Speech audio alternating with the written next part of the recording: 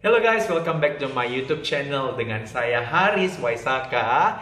Kita akan membahas berbagai jenis masker dan kapan kita menggunakannya. Well, kita sudah memasuki era new normal atau sekarang yang istilahnya diperbaharui dengan era adaptasi kebiasaan baru. Kenapa sih? Kenapa ganti lagi dari new normal ke era adaptasi kebiasaan baru? Karena dengan kata-kata new normal, orang cenderung berpikir di kata-kata normalnya. Tapi kita masuk ke adaptasi kebiasaan yang baru. Pertama kita akan bahas adalah masker kain. Penggunaan masker kain sangat disarankan. So everyone can use mask. Setiap orang harus mengenakan masker. Kalau dia keluar dari rumah di adaptasi kebiasaan yang baru ini harus mengingat 3M. Yang pertama adalah memakai masker, kedua mencuci tangan, dan yang ketiga adalah menjaga jarak. Di sini cara menggunakannya cukup sederhana. Ingat ya, ada bagian dalam, bagian luar. Kalau khusus masker tipe ini, bagian luar adalah bagian yang memiliki jahitan. Ada jahitannya, ini bagian di luar ya. Dan dikenakan seperti ini. Kelemahan dari masker ini mungkin tidak terasa cukup nyaman pada bagian telinga. Bagi orang yang memiliki wajah, kalau pipinya tembem, cukup lebar, dia cenderung sakit kalau misalnya ukuran ininya kekecilan. Tetapi kalau dia baik, ya ini seperti ini gunakannya. Penggunaan dengan orang yang berkacamata pun sama seperti ini. Seringkali menimbulkan uap pada kacamata, itu yang seringkali menjadikan gangguan. Nah, kalau kita berbelanja, kalau kita keluar, kalau kita berolahraga, disarankan tetap menggunakan masker kain. Masker kain tidak menurunkan saturasi oksigen.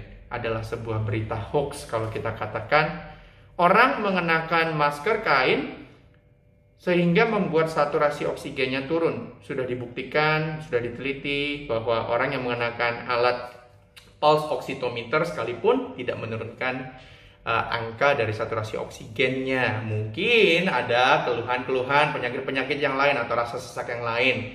Tapi kalau olahraganya intensitasnya cukup berat, disarankan untuk melepas masker atau tidak mengenakan masker. Nah, itulah dia mengenai masker kain. Yang akan kita bahas berikutnya adalah masker surgical mask 3-ply, yaitu 3-ply atau 3 lapisan masker. Yang saya punya di sini adalah dengan menggunakan ear loop. Jadi dikalungkan seperti ini. Dan bagaimana kita tahu bagian atas dan bagian bawah? Yaitu dari bagian ini guys. Ini adalah bagian flex yang dapat diflexkan seperti ini, menyesuaikan bentuk dalam ukuran hidung. Dan ini dapat diturunkan ke bawah untuk menambah coverage area. Kenapa ini dinamakan surgical mask? Karena pada dasarnya masker ini dibuat dengan tujuan untuk mencegah penularan atau pembawaan mikroorganisme daripada dokter kepada pasien. Jadi bagian dalam menahan lapisan dari air atau air ludah ketika keluar, bagian dalam, dan bagian luar menahan supaya mengurangi adanya droplet yang masuk dan menyentuh. Nah, perlu diperhatikan bahwa ketika kita mengenakan ini, kita tidak dapat terus-menerus menyentuh bagian depan. Karena kalau kita terus-menerus menyentuh bagian depan dengan tangan, katakanlah bagian depan ini sudah terpapar virus atau bakteri atau kuman atau mikroorganisme apapun. Ketika kita menyentuhnya, sama saja berarti kita menyentuh bagian kuman itu, lalu kita menyentuhkan ke bagian tubuh yang lain. Ya. Dan juga perlu diperhatikan, daerah yang terkontaminasi adalah di bagian leher seperti ini. Ketika ada orang di dekat saudara yang mungkin batuk, yang kemudian karena di daerah sini terkontaminasi, lalu saudara harus makan. Lalu yang sering saya lihat adalah mereka mengenakan seperti ini. Atau juga kesalahan yang sering terjadi adalah ketika makan diturunkan seperti ini. Maka daerah terkontaminasi tadi yang berada di leher dibawa masuk ke bagian kita bernapas. Lalu ketika naik ke atas, daerah kontaminasi tadi kita bawa langsung ke atas. Karena itu saya sarankan ketika saudara harus melepas masker ini, jangan sentuh bagian depan ini karena ini sudah bagian terkontaminasi. Dan ketika mau makan, lepaslah dengan baik. Lepas dengan baik dan dilipat, bisa menggunakan tisu. Ya, dilepas seperti ini. Jangan sentuh bagian hijaunya atau berwarnanya, lalu dilipat dan digulung dalam tisu. Baiklah, itu dengan surgical face mask. Yang ketiga yang akan kita bahas adalah N95, produk dari 3M Factory. Nah, seperti bisa dilihat di sini, kita sudah punya maskernya 3M. Di sini ada tulisan 3M, yaitu factory yang memproduksinya. Dan N95 yaitu kode dari 95% partikulat yang dapat disaring oleh respirator ini. Ini ada tulisan respirator ya guys. Ya. Dan dia menyaring sebesar 95% partikel dan hingga berukuran 0,6 mikron. Nah, ini sebenarnya sudah tergolong respirator, tapi kita tetap saja sering menggunakan istilah masker N95. Dan juga ada bagian plat besi di sini untuk elastik bagian hidung. Dan masker ini lebih efektif dalam menahan. Digunakan seperti ini ya guys. Bagian yang pertama dulu dimasukkan. Lalu bagian yang kedua dikenakan seperti ini, dan kerapatannya cukup baik, bisa dilihat dari bagian dagu saya, bagian pipi samping kiri dan kanan, bagian atas. Kemudian flex ini untuk mengatur seberapa fleksibel dan untuk mengatur supaya tidak ada celah. Pastikan ketika mengenakan ini tidak ada celah yang dapat masuk di bagian sini dan bagian sini dan bagian sini. Nah, untuk bertemu dengan pasien, untuk dokter, sebaiknya menggunakan masker yang ini. Apalagi di masa-masa sekarang, lebih baik menggunakan ini karena dia lebih melindungi. Nah, masalahnya, problem utamanya adalah masker ini menjadi sangat mahal setelah corona. Tetap saja, ya, kita tetap harus menggunakan. Dan masker ini disposable, dalam arti seharusnya sekali pakai dibuang. Ya,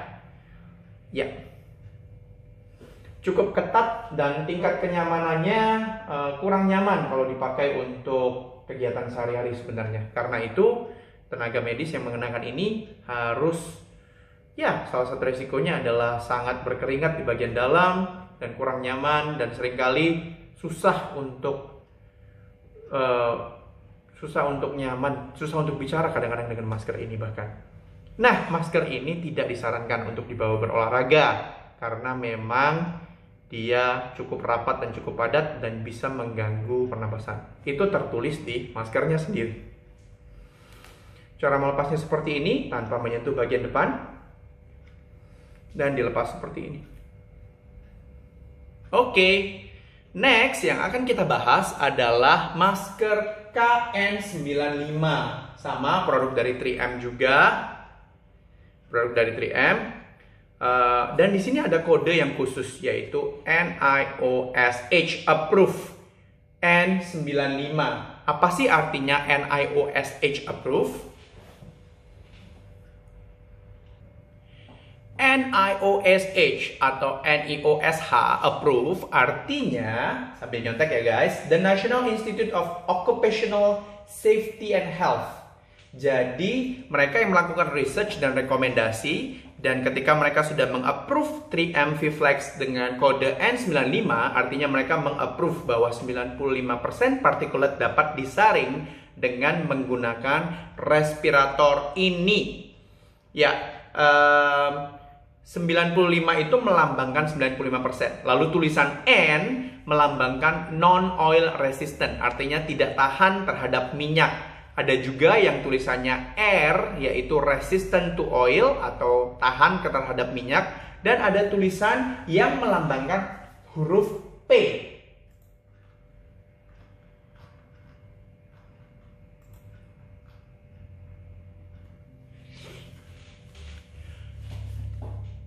Kode N pada NIOSH Approved masker ini melambangkan tidak tahan minyak atau not resistant to oil. Sedangkan kode R artinya resistant to oil dan kode P artinya kedap minyak, yaitu oil proof. Ini dia cara memakainya ya guys. V-Flex. Dan ini juga di-approve sebagai surgical face mask. 2 karet di atas, dipakai seperti ini. Hup. Dan juga ada adjustable untuk bagian hidung. Yap. Lalu perhatikan dengan baik untuk kedua karetnya. Satu harus diangkat ke atas seperti ini. Dan ini membuat cukup ketat, di-adjust. Bisa dilihat rapatannya ya. Dia tidak tembus. Tidak tembus. Tidak tembus. Jadi waktu kita bernafas, waktu kita menghirup, menghembus 95% partikel tertahan. Ya. Dan ini disarankan untuk dipakai oleh tenaga medis. N95. Karena ukuran dari virus corona itu sangat kecil dan dapat difilter menggunakan masker ini. Ya, baiklah, ini adalah NIOSH approved. Lalu kita punya 2 respirator lagi yang akan kita bahas. Kita sudah bahas 4 tipe masker. Kita akan bahas 2 tipe lainnya. Selanjutnya kita akan bahas tipe respirator dari 3M juga. Bentuknya seperti ini, lebih advance lagi. Dan dia ada valve atau katup di dalamnya. Dan dia juga memiliki 2 saringan atau 2 filter. Ini tidak kosong, tapi ini ada karbon di dalamnya. Dan ini dapat di-attach di respiratornya nanti. Di dalamnya disediakan juga filter KN95. KN95 adalah kode yang dipakai, juga di-approve sebagai pengganti daripada N95. Kode K ini menandakan bahwa dia diproduksi di Cina. Dapat dipakai berulang kali. Disarankan untuk mengganti filter setiap 1 minggu pemakaian. Jadi dipasang seperti ini ya guys. Hup. Pastikan dengan rapat. Lalu di-attach di bagian wajah. Di bagian sini. Yap, di-attach. Hup. Sorry. Di-attach.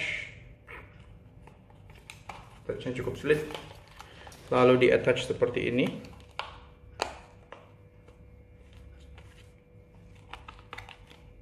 Hup. Ya, di-attach seperti ini.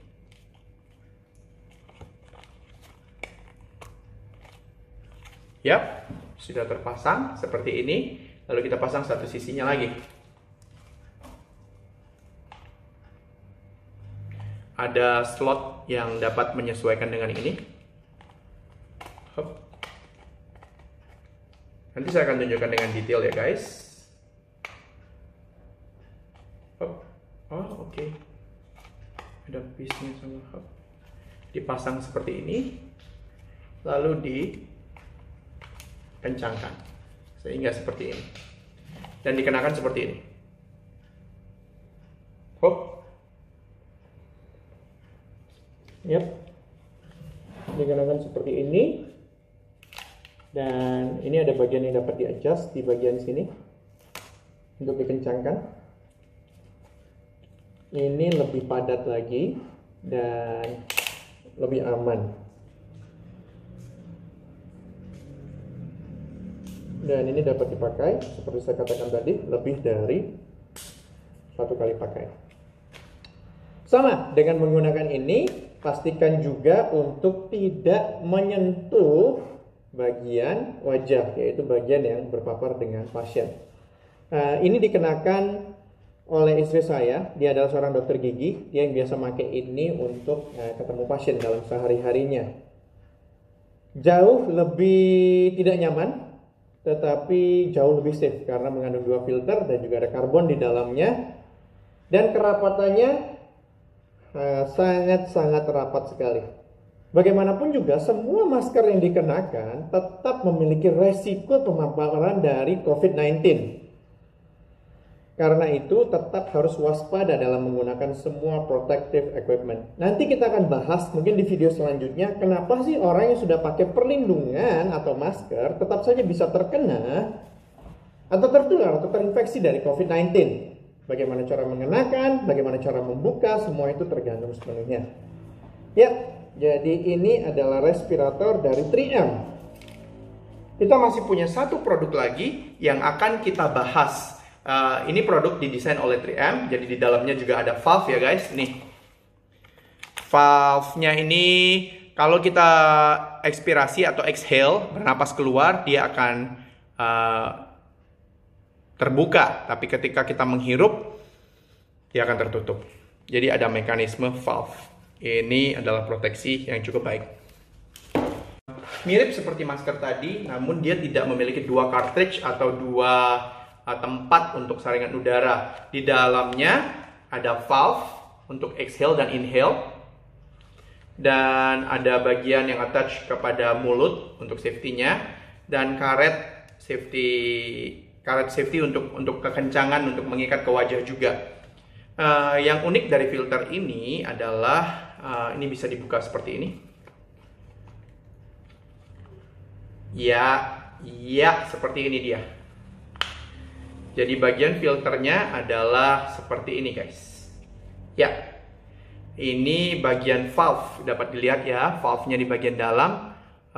Ketika kita menghirup udara dia akan terbuka, ketika kita menghembus dia akan tertutup. Saya contohkan ya.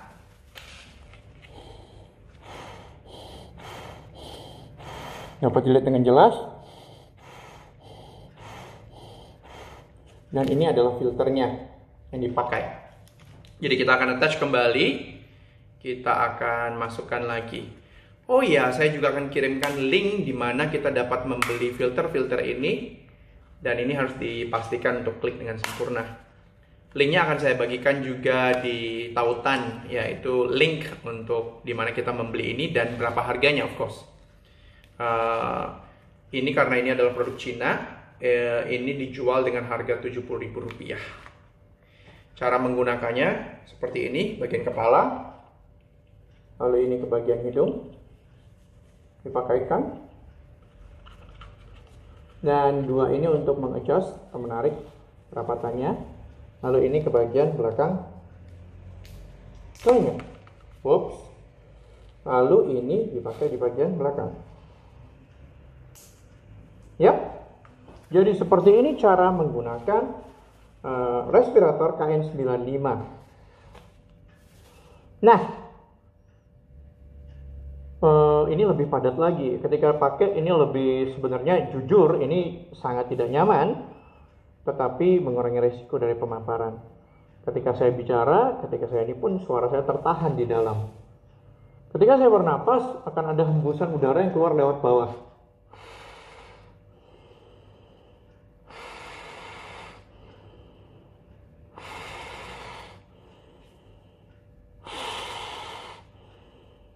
Jadi akan lewat bawah seperti itu. Ya, ini adalah respirator atau masker yang juga ada KN95. Ini juga adalah refillnya. Setelah digunakan sebanyak 1 minggu, ini dapat diganti filternya. Jadi disarankan juga untuk tidak menyentuh bagian depan. Ini adalah yang saya pakai sehari-hari untuk praktek dan ketemu pasien.